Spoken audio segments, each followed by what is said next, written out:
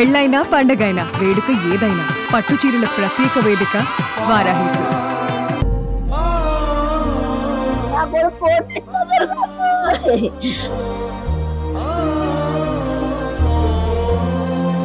ఇద్దరు నాకు ఒక తమ్ముడు కాదు, నాకు చాలా మంది తమ్ముళ్ళు ఉన్నారు. ప్రతి సంవత్సరం నాతోనే రాఖీ కట్టించుకుంటారు వాళ్ళు.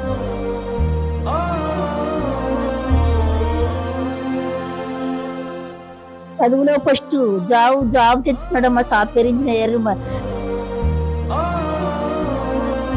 నా కొడుకు అయితే మనకంట వెంటనే పావు గంటలో చనిపోయాడంటమ్మా.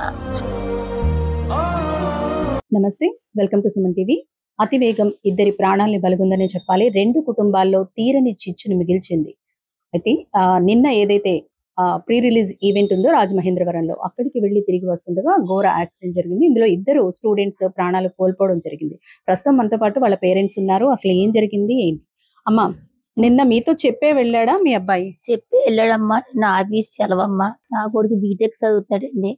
సిపి కంపెనీలో సాఫ్ట్వేర్ ఇంజనీర్ కింద చేస్తాడు, 2 చేస్తాడమ్మా. నిన్నంటే ఆఫీస్ సెలవు మూల టిక్కెట్లు ఇచ్చారమ్మా. శనివారం 3 లోపల తెచ్చిగానే అమ్మ ఈవెంట్ ఉందమ్మా, వెళ్తాను రామచంద్ర గారికి, పవన్ కళ్యాణ్ గారిది అన్నాడమ్మా. వెళ్తే బాబు జాగ్రత్తగా వెళ్ళి వచ్చాయమ్మా అన్నాడు. టిక్కెట్లు ఇవ్వగానే 4 ఫ్రెండ్స్ ఉన్నారమ్మా. 4 ఫ్రెండ్స్ తీసుకుని వెళ్ళారమ్మా. 5ంటికి బయలుదేరారమ్మా.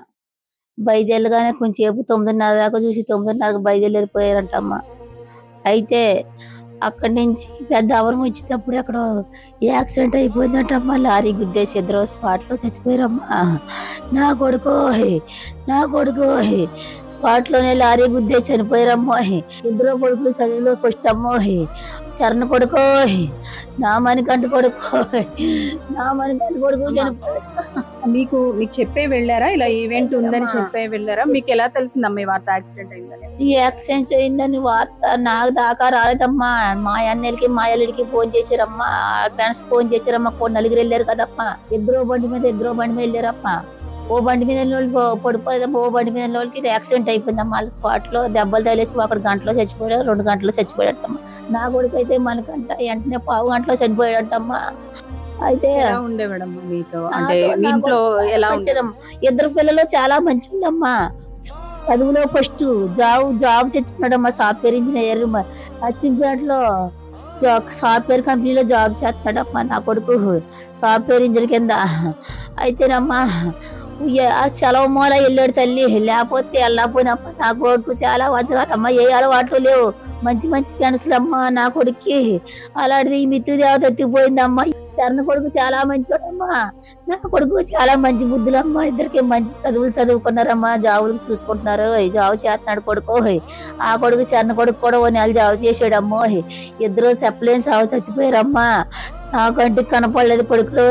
నిన్న మధ్యాహ్నం దాకా నాకు తెలుదమ్మా కొడుకు చచ్చిపోయాడు. మా ఊళ్ళు అందరికీ తెలిసింది, కానీ అక్కకే నాకు చెప్పదమ్మా గుండె ఆగిపోద్దని. నిన్న మాత్రం చుట్టాలందరూ వచ్చాక నాకు తెలిసిందమ్మా నా కొడుకు ప్రాణాలతో ఉన్నాడు అనుకున్నాను. అప్పుడు దాకా ఫ్యాన్లానే లేవు. అప్పుడు తెలిసిందమ్మా చుట్టాలు వచ్చాక. నేనేం చేయనమ్మా, నాకేం ఆధారం లేదు. తండ్రి అయితే చిన్నప్పుడే చచ్చిపోయాడమ్మా 2 పిల్లల్ని వదిలేసి. అప్పటి నుంచి నేను కష్టపడి చదివించుకున్నానమ్మా. మంచి చదువులు చదివారమ్మా. బీటెక్లు 2. పిల్లోడికి జాబ్ చేస్తానే చదువుకుంటున్నాడమ్మా. 2 చేస్తానే ఇలా వద్దాంధ్రం అయిపోయి పడుకో. నేనేం చెప్పమ్మా. నా కొడుకు చాలా అనుగాడమ్మా. నా కొడుకు జరగడమ్మా. నా కొడుకు జమీందారులాగా ఆఫీస్కి వెళ్ళి వాడమ్మా బండి వేసుకుని. నా కొడుకు ఆధారం లేదమ్మో. నా మొగుడైతే ముందే పోయాడే చిన్నప్పుడు. నా కొడుకు చేతిగా చచ్చిన కొడుకు చనిపోయాడు. 27 కొడుకు, 22 సంవత్సరాల కొడుకు జాబు చేస్తున్నాడమ్మా. లారీ మీ బ్రదరే కదా? ఎప్పుడు తెలిసింది మమ్మీ? నాకు సాటర్డే నైట్ వాళ్ళ ఫ్రెండ్స్ కాల్ చేశారండి. ఇలా మణికంఠకి చరణ్కి యాక్సిడెంట్ అయింది అని. వాళ్ళ ఫ్రెండ్స్ ఇద్దరు మాట్లాడలేక వేరే వాళ్ళతో మాట్లాడిచ్చారు అంబులెన్స్ లో ఉండే వాళ్ళ చేత. సీరియస్ గా ఉంది, త్వరగా వచ్చేయండంటే మా బావని మా మామయ్య ఇంకో మామయ్య అందరూ వెళ్ళలేరు. తర్వాత బాగానే ఉంది, సిలైన్స్ అది పెడుతున్నాము అన్నారు. కానీ నెక్స్ట్ డే నిన్న తెలిసి మాకు చనిపోయారని. కానీ మా తమ్ముడు వెంటనే చనిపోయాడు. చరణ్కి ఇంకా ఆడు బోన్స్ అయ్యి ఇడిపోయి ఆడు వెంటనే ఒక 1 అవర్ లో చనిపోయాడు. ఇద్దరు నాకు ఒక తమ్ముడు కాదు, నాకు చాలా మంది తమ్ముళ్ళు ఉన్నారు. ప్రతి సంవత్సరం నాతోనే రాఖీ కట్టించుకుంటారు వాళ్ళు. అందులో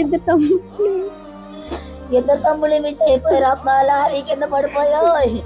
ఆ లారీ ఎత్తిపోయి నా కొడుకులే. ఎలా ఉండేవారమ్మా ఇంట్లో? ఎలా ఉండేవారు? మీ నాన్నగారు లేరని మా తమ్ముడు డిప్లొమా కంప్లీట్ చేసిన 2 months కే మా ఫ్రెండ్ వాళ్ళ క్రిఫీలో జాబ్ చేస్తుంది. తను ఇలా ఎంట్రీ ఉంది సాటర్డే అని మాల్ నాకు స్టేటస్ లో పెడితే మా తమ్ముడికి ఇలా సరదాగా వెళ్ళు అంటే వెళ్ళి జస్ట్ ఒక 500 members 300 members ఇంటర్వ్యూకి వెళ్ళారు. అందులో మా తమ్ముడు మాత్రమే సెలెక్ట్ అయ్యాడు అంతమందిలో. అలా జాబ్ తెచ్చుకుని ఇప్పుడు బీటెక్ చదివితే ఇంకా మంచి జాబ్ వస్తుంది, అమ్మని బాగా చూసుకోవచ్చు అనుకున్నాడు. మీరు ఏమవుతారమ్మా? అవుతానమ్మా మా అన్నయ్య కొడుకే. ఈ అమ్మాయిని మా అబ్బాయికి చేసానమ్మా. నాకు వాళ్ళే. మా అన్నయ్య కొడుకు చాలా మంచివాడు, చాలా బుద్ధిమంతుడు, బాగా చదువుతుంది. తల్లిని చెల్లిని చాలా బాగా చూసేవాడమ్మా. చాలా మంచి అబ్బాయి. ఏ అలవాటు లేదు అబ్బాయికి. బ్రహ్మాండంగా చదువుకున్నాడు. అన్నిటిలో కూడా చాలా తెలివైన. తండ్రి లేకపోయినా తల్లి పాసి పని చేసి వాళ్ళిద్దరిని బాగా చదివించింది. ఇద్దరిని కూడా చాలా కష్టపడ్డదండి ఆవిడ. ఇప్పుడు ఇంక అమ్మ నువ్వు ఏ పని చేయకమ్మా, నేను చక్కగా చూస్తాను, నువ్వు ఎక్కడికి వెళ్ళొద్దు, నేను బాగా చూస్తానని నా కొడుకు అలా అయిపోయాడు. కొడుకు అంటే ప్రాణం అండి వాళ్ళ అమ్మకి. ఇంకా కొడుకుని కూతుర్ని మాత్రం చాలా బాగా చూసిందమ్మ. ఏ తల్లిదండ్రులు ఏమో ఏం చెప్పలేం కానీ ఈ రోజుల్లో ఆవిడ మాత్రం కష్టపడి వాళ్ళ కష్టం అంతా వాళ్ళకే పెట్టింది. అలా చేసి ఇంకో 2 సంవత్సరాలు అయింది పెళ్లి చేసింది పిల్లకి. అలా చేసుకుని బుద్ధిమంతుడండి ఆ పిల్లోడైతే. ఇంకా అలాంటి పిల్లోడిని ఎక్కడా చూడలేం. అలాంటి అంత మంచివాడు నిజంగా.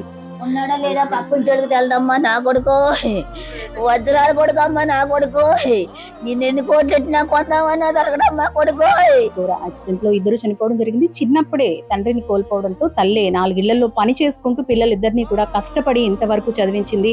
రీసెంట్ గానే జాబ్ రావడం, జాబ్ చేస్తూ కూడా చదువుతూ ఇంట్లో చేదోడు వాదోడుగా ఉన్నాడు. మరికొద్ది కాలంలోనే తన చేతికి అందొస్తాడు అనుకునే టైంలో ఇలా కానరాని లోకాలకు వెళ్ళిపోవడంతో ఆ తల్లి పరిస్థితి అయితే వర్ణనాతీతంగా ఉందని చెప్పాలి. ప్రస్తుతం అయితే కనుక సినీ ఇండస్ట్రీకి సంబంధించి ప్రొడక్షన్ నుంచి వీళ్ళకి నిర్మాతల నుంచి ఎక్స్గ్రేషియా అయితే ప్రకటించడం జరిగింది.